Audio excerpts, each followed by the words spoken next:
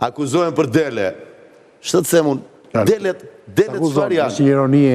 Mirë. Këto memet, po jo, se këto memet të fyesh popullin shqiptar, kështu nuk bëhet, se është sovrani, nuk diskutohet. Tani, qartë shqetëson ty dhe Delia më vlla? Delia ka gjithë pira, ka dhe leshin, dhe mishin, dhe përmetin. Bravo, të lumë, dhe patate jashtë dhe bukë dhe gjellë. Thatë pak më parë për Enverin. Më falë, 2 milion shqiptar që mbushën sheshet, parket, lulishtet, shinat e trenit dhe autobuzat dhe gjithë që venin qanin, i sollën nga Azia, ishin kinez, ishin shqiptar. Dhe ne pastaj në thejnjishin u deklaruam të gjithë demokrat. Me që u deklaruam demokrat, të rim televizja Dhjetorit.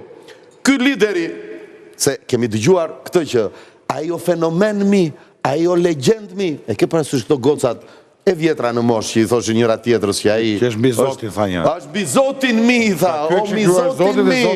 Tani, me këtë logjik të satirës, me këtë logjik të satirës e Kazim Mulletit, që i tha bashortja kena udhëtu me tren mbi Adriatik, po, ne nuk kemi ku shkojmë. Ne, lale, dukpuc, aty letrim, po pa tjetër, mo letërin, s'ka problem. Ne na kujtojnë këto rjetet sociale, fatkeqësisht dhe fatmirësisht. Në emision që quhet 360 gradë, si ky, ku drejtuesi ishte po i njëjti, zoti Artur Zhej, ose Zhej i Madh, në një studio të ngjashëm, po një stacion tjetër televiziv, data 13 maj 2019, është i njëjti debat.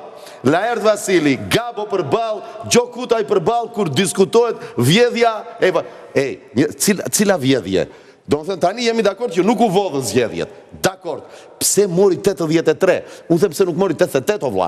Se kush? Po të kishte marrë të gjitha mo Laert. Dëgjo, po të gjitha mos, edhe në Veroqa i kishte 98%, kishte 2% kulak.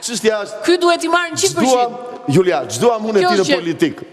Dëgjo, ne mund ta satirizojmë, jam shumë dakord me ty. Ne mund ta satirizojmë politikën.